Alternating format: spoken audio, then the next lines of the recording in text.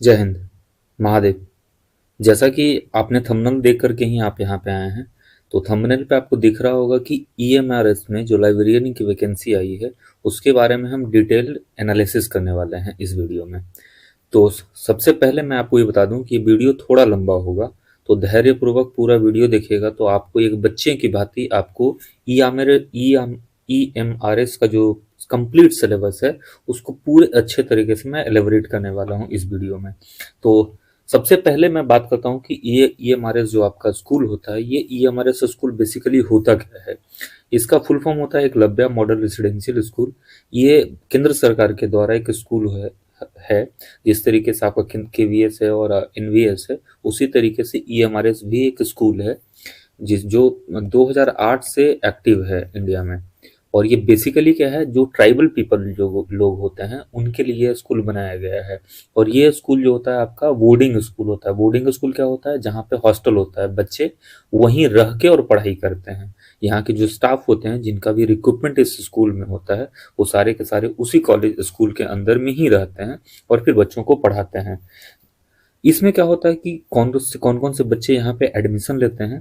तो इन इन जो आपका ईएमआरएस होता है, इसमें बेसिकली 6 to 12, तो 6 to 12 लेवल के जो बच्चे होते हैं उनका यहाँ पे रहते हैं। कहने का मतलब क्या है, जैसे आपका केवीएस में क्या होता है कि आप एडमिशन 1 क्लास से लेना शुरू करते हैं और 12 तक वहाँ पढ़ाई होता है। एनवीएस में क्या होता है, एनवीएस में भी 6 से एडमिशन होता है, क्लास 6 में एडमिशन होता है और वहाँ 12 तक आप पढ़ाई कर सकते हैं। तो सेम ईएमआरएस का जो कंसेप्ट है, ये सेम नवोदय विद्यालय के कंसेप्ट पे आधारित है। और इसमें जो टोटल जो स्कूल है, तो ये इंडिया में अभी लगभग 740 स्कूल एक्टिव है और फिर आने वाले समय में और एक्टिव होगा। और ये स्कूल जो है बेसिकली उन राज्यों में ज़्यादा है जहाँ पे ट्राइबल लोग ज़्यादा रहते हैं, मतलब एसटी के लोग जो हैं, जहाँ पे जिस राज्य में ज़्यादा हैं वहाँ पे ये स्कूल आपको ज़्यादा देखने को मिलता है। तो कौन कौन से राज्य में ये स्कूल काफ़ी ज़्यादा आपको दिखने को मिलता है, तो उड़ीसा में मिलता है, आपका एमपी में मिलता है, छत्तीसगढ़ में मिलता है, झारखंड में मिलता है, उसके बाद महाराष्ट्र में मिलता है। आपका नॉर्थ ईस्ट के जो कंट्रीज हैं, सेवन सिस्टर्स जिनको कहा जाता है, वहाँ पे आपको मिलता है। वेस्ट बंगाल में आपको देखने को मिलता है, आंध्रा में आपको मिलता है। तो ये वो राज्य हैं जहाँ पे ये स्कूल आपको ज़्यादा दिखने को मिलता है। तो ये तो हो गया, बात किया मैंने ईएमआरएस के बारे में। ईएमआरएस क्या होता है, यहाँ पे इस ये मतलब ये जो आपका स्कूल होता है ये किस तरह का होता है। अब मैं बात करता हूँ कि यहाँ पे क्या होता है, जो वैकेंसी जो आने वाली है, जो अनाउंसमेंट हो चुका है कि वैकेंसी आ रही है। तो सबसे पहले मैं आपको बताता हूँ कि वैकेंसी कब आएगी। तो ये वैकेंसी आपका मार्च लास्ट में से लेकर के आपका अप्रैल अप्रैल के सेकंड वीक तक, यानी कि 15 अप्रैल के पहले ही आपका वैकेंसी आ जाएगा। और वैकेंसी ठीक ठाक आने वाली है। कितना वैकेंसी आने वाला है, थोड़ा पहले मैं उसको बात कर लेता हूँ। तो यहाँ पे क्या होता है कि बहुत से तरह का वैकेंसी आता है। सबसे पहले नॉन टीचिंग पोस्ट, चूंकि मैं लाइब्रेरी को फोकस कर रहा हूँ, तो नॉन टीचिंग पोस्ट और टीचिंग पोस्ट दोनों सारे इसमें सारा पोस्ट इसमें आता है। तो टोटल जो अगर सीट की बात किया जाए, तो अभी तक जो क्लियर है वो आपका जो टीचिंग पोस्ट है, टीचिंग पोस्ट में लगभग 25,000 सीट का अनाउंसमेंट हो चुका है। और नॉन टीचिंग पोस्ट भी ठीक ठाक है। इसमें अगर लाइब्रेरी की बात किया जाए तो 350 प्लस पोस्ट आने वाली है।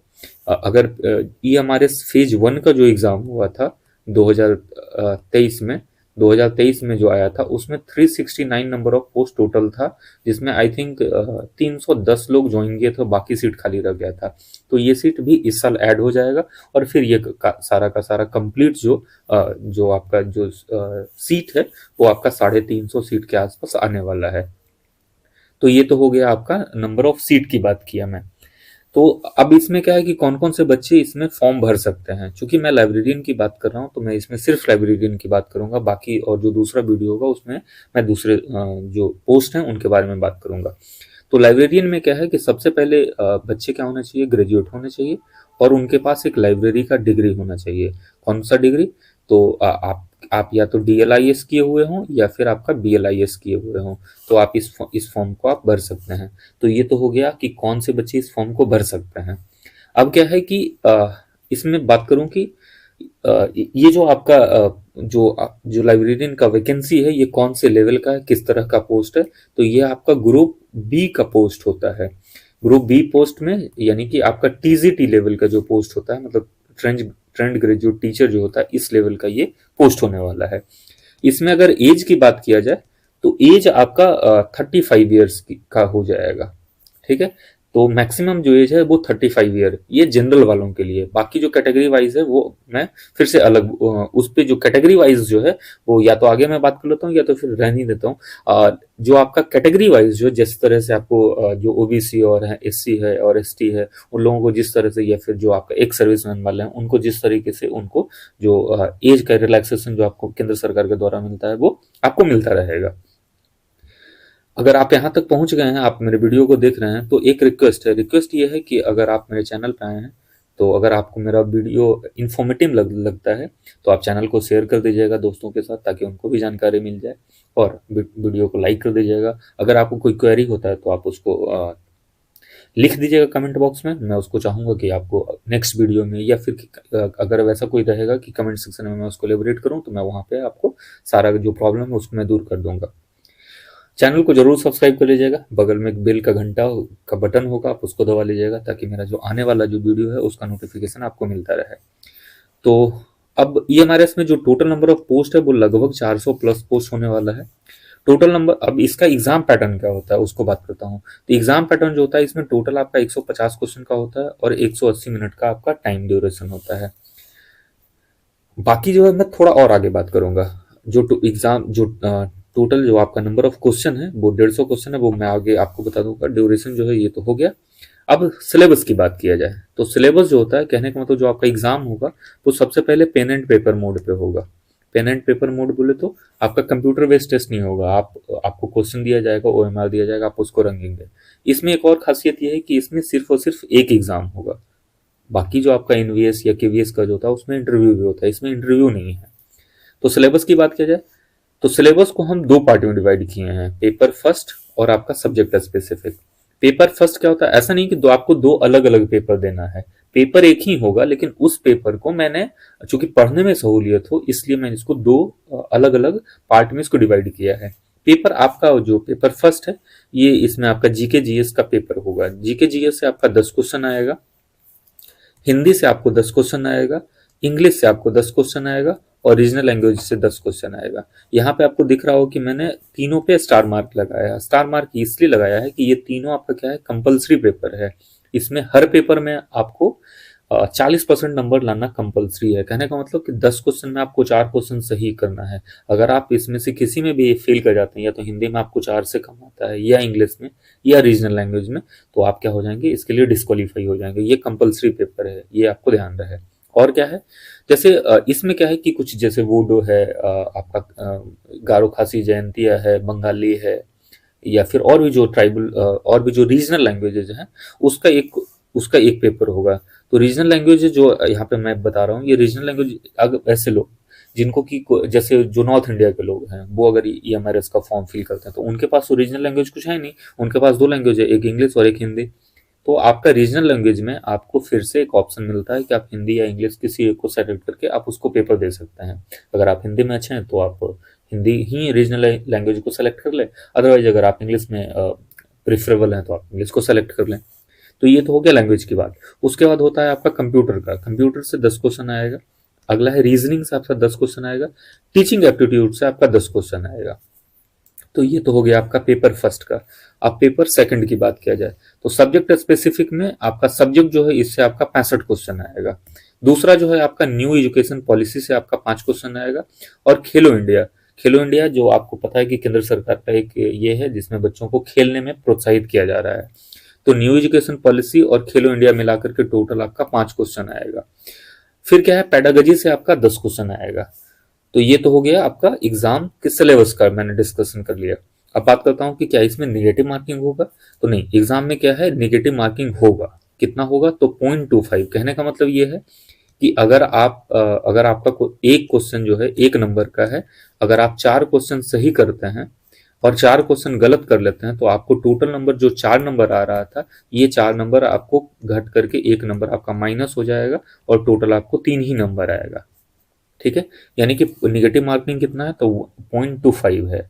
यानी कि अगर आप 4 क्वेश्चन सही गलत करते हैं और एक क्वेश्चन, 4 क्वेश्चन अगर आप गलत करते हैं तो एक सही क्वेश्चन का नंबर आपका कट जाएगा। अब ये फेज 1 का कट ऑफ है। ये फेज 1 का कट ऑफ कहने का मतलब क्या है? कहने का मतलब ईएमआरएस का वैकेंसी आया था कुछ दिन पहले 2023 में। 2023 में जो ईएमआरएस की वैकेंसी आई थी, उस वैकेंसी में जो लाइब्रेरियन का कट ऑफ था वो कितना था?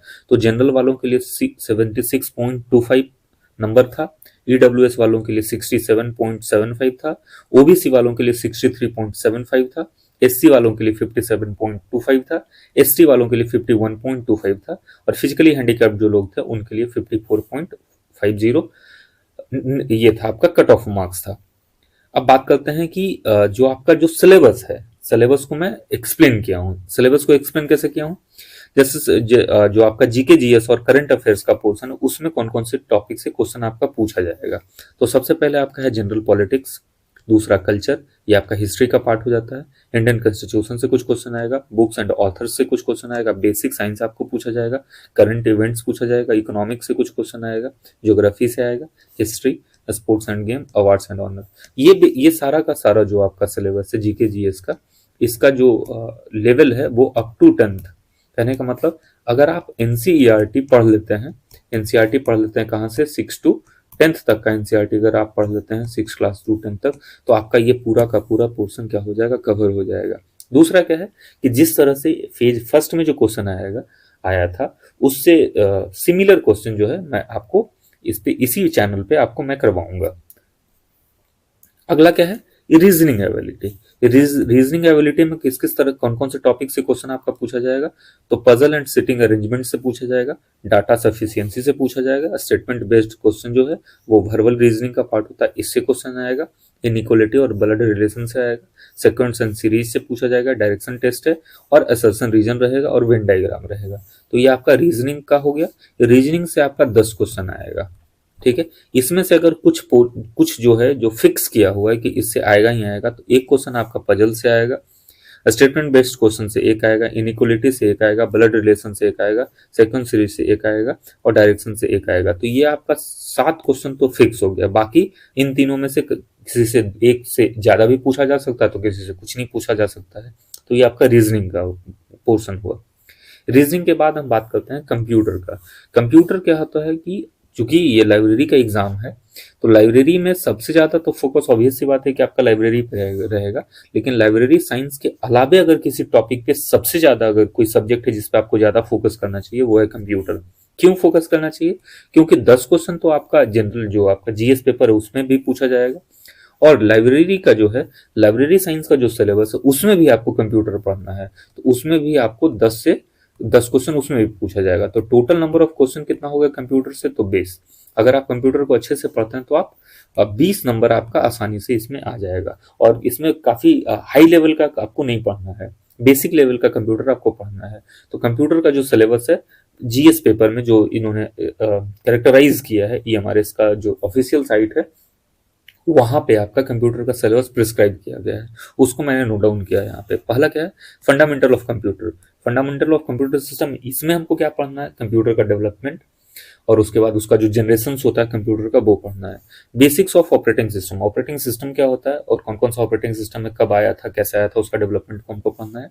एमएस ऑफिस पढ़ना है। कीबोर्ड क्या होता है वो पढ़ना है। कीबोर्ड के शॉर्टकट वगैरह आपको पूछा जाएगा, नंबर ऑफ कीज के बारे में पूछ लेगा, कौन सा फंक्शन की में कौन कौन सा क्या होता है उसके बारे में पूछा जाएगा। शॉर्टकट एंड देयर यूज, ये आपका कीबोर्ड का ही पार्ट हो गया। Important computer terms and abbreviation, computer का जो इंपॉर्टेंट टर्म्स और एब्रिविएशन है उससे आपका पूछा जाएगा। जैसे आपका सीपीयू होता है, सीपीयू का फुल फॉर्म क्या होता है ये आपसे पूछा जा सकता है। एएलयू क्या होता है इसका आपसे पूछा जा सकता है। तो इस तरह का क्वेश्चन आएगा। किस तरह का क्वेश्चन आएगा वो मैं आने वाले कुछ समय में, वो जब चैनल पे मैं कंप्यूटर का वीडियो डालूंगा तो वहां पे आपको समझ में आ जाएगा। फिर क्या है, कंप्यूटर नेटवर्क का। कहने का मतलब ये आपका कंप्यूटर नेटवर्क किस टाइप का होता है ये आपको पढ़ना है, जैसे लैन वैन जो होता है वो आपको पढ़ना है। साइबर सिक्योरिटी एंड इंटरनेट, कुछ क्वेश्चन इससे भी आपको पूछा जा सकता है। साइबर सिक्योरिटी क्या होता है और इंटरनेट से रिलेटेड बेसिक क्वेश्चन जो आपका बन सकता है वो आपका पूछेगा। तो ये तो हो गया कंप्यूटर का। अगला टॉपिक जो है हमारा है वो है टीचिंग एप्टीट्यूड का। टीचिंग एप्टीट्यूड से कौन से किस किस तरह से क्वेश्चन आपका पूछा जाएगा, तो इसमें आपका टीचिंग नेचर क्या होता है, कैरेक्टरिस्टिक्स क्या होता है ये आपसे पूछा जाएगा। ऑब्जेक्टिव एंड बेसिक रिक्वायरमेंट्स क्या होता है वो आपसे पूछा जाएगा। लर्नर कैरेक्टरिस्टिक्स इससे आपको पूछा जाएगा। फैक्टर अफेक्टिंग टीचिंग इससे आपको पूछा जाएगा। मेथड्स ऑफ टीचिंग आपसे पूछा जाएगा। Teaching ads and evolution systems के बारे में आपसे पूछा जाएगा। तो ये तो आपका हो गया टीचिंग एप्टीट्यूड का, या जिसको हम पेडागोगी भी कहते हैं, उस ये हो गया उसका। अब हम बात करते हैं इंग्लिश का। इंग्लिश में किस तरह का क्वेश्चन आपका इंग्लिश से पूछा जाएगा। हाँ, ये मैं बता रहा हूँ कि अभी मैंने कुछ देर पहले जब आपको लैंग्वेज के बारे में बता रहा था, वहाँ पे एक रीजनल लैंग्वेज की भी बात किया था। तो रीजनल लैंग्वेज का भी, अगर आप इंग्लिश को एज ए रीजनल लैंग्वेज रखते हैं तो उसका भी सेम सिलेबस है। सबसे पहले क्या है, वर्ब पढ़ना है आपको, टेंसेस पढ़ना है, वॉइस पढ़ना है, सब्जेक्ट वर्ब एग्रीमेंट पढ़ना है, आर्टिकल्स पढ़ना है, कंप्रिहेंशंस पढ़ना है, फिल इन द ब्लैंक्स पढ़ना है। फिल इन द ब्लैंक्स आपका ये फिल इन द ब्लैंक्स को एक टॉपिक बना दिया है। ये बेसिकली किसी से भी पूछा जा सकता है। एडवर्ब आपको पढ़ना है, एरर करेक्शन पढ़ना है, सेंटेंस रीअरेंजमेंट पढ़ना है, और अनसीन पैसेज आपको पढ़ना है, और vocabulary, antonyms, anonymous, grammar. Grammar तो ये बेसिकली ये पूरा का पूरा ग्रामर ही है। इडियम्स एंड फ्रेजेज है। ये तो हो गया आपका इंग्लिश का सिलेबस। इस पूरे के पूरे जो आपका 14 टॉपिक है, 14 टॉपिक से आपका 10 क्वेश्चन पूछा जाएगा। जनरल अगर आपका इंग्लिश है तो भी, और रीजनल लैंग्वेज है तो भी। अब हम बात करते हैं हिंदी का। हिंदी का सिलेबस क्या है, तो हिंदी में बेसिकली आपको ग्रामर से आपको क्वेश्चन पूछा जाएगा, यानी कि हिंदी का जो व्याकरण है उससे आपको क्वेश्चन पूछा जाएगा। तो उसमें कौन कौन सा टॉपिक है, तो समास, दूसरा क्या है संदेह, उपसर्ग और प्रत्यय, समानार्थक शब्द, सामान्य त्रुटियां, अनेक शब्दों के लिए एक शब्द, मुहावरे, और अपठित गद्यांश पर आधारित प्रश्न जो है आपका इससे पूछा जाएगा। तो इस पूरे पूरे 8 टॉपिक में आपका ये 8 टॉपिक है, और 8 टॉपिक से आपको कितना क्वेश्चन पूछा जाएगा, तो 10 क्वेश्चन पूछा जाएगा।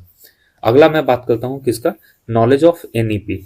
एनईपी क्या होता है कि जैसा आपको पता है कि 2020 में न्यू एजुकेशन पॉलिसी आया है।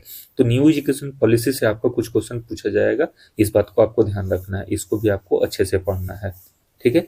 अब ईएमआरएस का जो पेडागोजिकल कंसर्न्स हैं उसका जो टॉपिक जो है अभी जो आपको मैंने बताया था कि पेडागोजी से भी आपको क्वेश्चन पूछा जाएगा, तो वो क्या है, उसमें आपको पढ़ना है क्या है, curriculum meaning, principle, type of curriculum, organization, approaches, planning पढ़ना है जिसमें क्या है इंस्ट्रक्शनल प्लान क्या है, ईयर प्लान क्या होता है, यूनिट प्लान क्या होता है, और लेसन प्लान क्या होता है, वो है।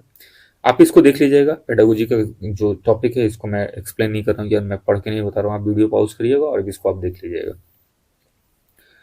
अब है इंक्लूसिव एजुकेशन, ये भी पेडागोजी का ही सेक्शन है। तो ये तो हो गया आपका सारा का सारा पेपर फर्स्ट का कंप्लीट ये आपका सिलेबस है जिसको कि आपको पढ़ना है। अब हम सब्जेक्ट स्पेसिफिक की बात करते हैं। तो सब्जेक्ट स्पेसिफिक में अगर बात किया जाए तो इसमें क्या है कि इस पूरे सब्जेक्ट को आपको 6 टॉपिक में आप डिवाइड कर सकते हैं। 6 टॉपिक बोल कौन कौन सा है, तो foundation of library and information science पहला हो गया, दूसरा हो गया knowledge organization information process retrieval, तीसरा है आपका इंफॉर्मेशन टेक्नोलॉजी। इंफॉर्मेशन टेक्नोलॉजी बोले तो ये बेसिकली क्या हो गया, आईसीटी जिसको हम लोग कंप्यूटर कभी कह रहे थे, कंप्यूटर का ये पूरा का पूरा पोर्शन हो गया। चौथा पोर्शन क्या है, मैनेजमेंट ऑफ लाइब्रेरीज। ठीक है। तो ये आपका 4 टॉपिक हो गया। इसमें कुछ और है, एक लाइब्रेरी यूजेस आपका आ जाता है, एक इंफॉर्मेशन सोर्सेज आ जाता है, ये इसी के अंदर में आपको पढ़ा दिया जाएगा। तो ये सारा का सारा सिलेबस है, जिसमें जैसे फाउंडेशन ऑफ लाइब्रेरी जो इंफॉर्मेशन साइंस है, इसमें आपका क्या है, library is social institution, normative principle of library and information science, law relating to libraries and information, library and information process, promoters of library and information services, public relation and extension activities. अब आपका knowledge of organization information process में इसमें क्या है, knowledge, universe of knowledge क्या होता है, बाइब्लोग्राफिक description क्या होता है, मेथड ऑफ नॉलेज ऑर्गेनाइजेशन क्या है, और सब्जेक्ट क्लासिफिकेशन क्या है, ये आपको पढ़ना है। अब ये कंप्यूटर का जो अभी मैंने कुछ देर पहले जो डिस्कस किया था, ये सेम सिलेबस है। इंफॉर्मेशन टेक्नोलॉजी क्या होता है, कंप्यूटर का बेसिक, कंप्यूटर का आर्किटेक्चर और organisation of computers, software, MS Office का पैकेज जो है, डीवीएमएस पैकेज जो होता है वो, और computer application to library and information work, ये हो गया, और कम्युनिकेशन टेक्नोलॉजीज, ये हो गया। अगला जो टॉपिक है हमारा management of library and information centres, इसमें क्या है, मैनेजमेंट आपको पढ़ना है, ह्यूमन रिसोर्स मैनेजमेंट पढ़ना है, फाइनेंशियल मैनेजमेंट पढ़ना है, रिपोर्टिंग पढ़ना है, सिस्टम एनालिसिस एंड डिजाइन को पढ़ना है, टोटल क्वालिटी मैनेजमेंट जिसको टीक्यूएम कहते हैं वो पढ़ना है, लाइब्रेरी हाउसकीपिंग क्या होता है वो है, प्लानिंग यूनिट है, और अगला क्या है, मैनेजमेंट ऑफ चेंजेस है। ये आपका सारा का सारा कंप्लीट सिलेबस है। ठीक है। अब कुछ बातें जो मैं करना भूल गया था वो क्या है कि अगर आप ईएमआरएस में क्वालिफाई करते हैं, अगर आप एग्जाम क्वालिफाई करते हैं, अगर आप ज्वाइनिंग होता है आपका, तब तब क्या होता है।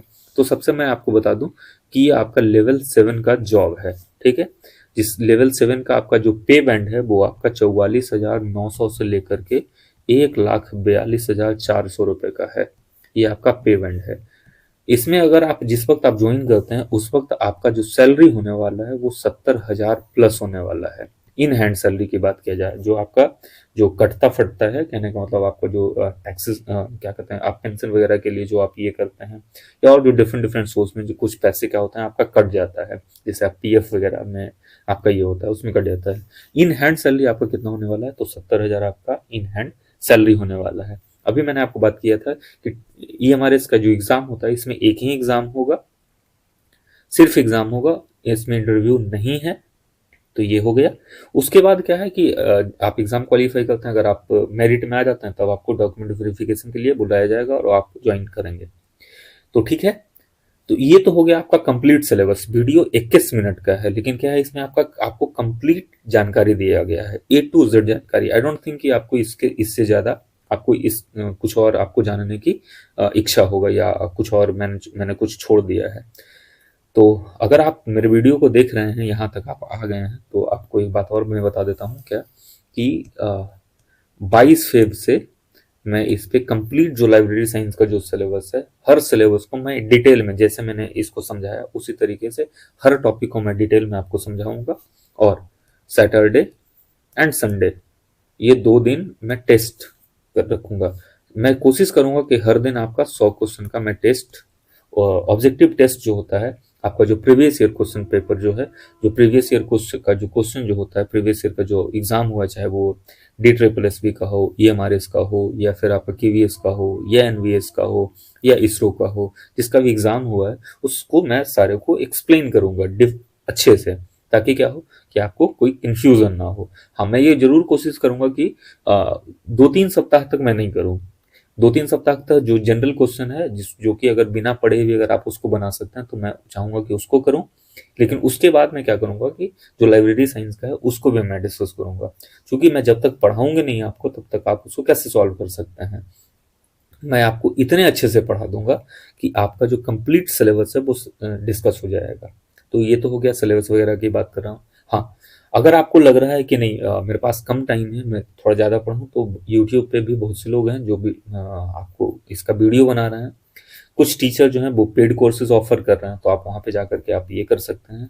हाँ, ये मैं जरूर कहूँगा कि आप मेरे वीडियो को देखिएगा तो आपको ज़्यादा फायदा होने वाला है एग्जाम में। ठीक है, thank you for watching, keep supporting and keep watching my videos. अगर आपको कोई जानकारी और चाहिए तो आप कमेंट बॉक्स खुला हुआ है, आप वहाँ पे कमेंट कर सकते हैं। फिर से मैं एक रिक्वेस्ट कर रहा हूँ कि चैनल को लाइक कर दीजिएगा, चैनल को सब्सक्राइब कर दीजिएगा, बगल में घंटा है उसको दबा दीजिएगा, ताकि आने वाले वीडियो का नोटिफिकेशन आपको मिलता रहे। लाइक कर दीजिएगा, वीडियोज़ को दोस्तों के साथ शेयर कर दीजिएगा। अगर आपका कोई ग्रुप वगैरह होगा व्हाट्सएप पे, टेलीग्राम पे, कहीं पे, तो आप उसको शेयर कर सकते हैं। इसके लिए आप स्वतंत्र हैं। ठीक है, मिलता है नेक्स्ट वीडियो में। Thank you, Mahadev.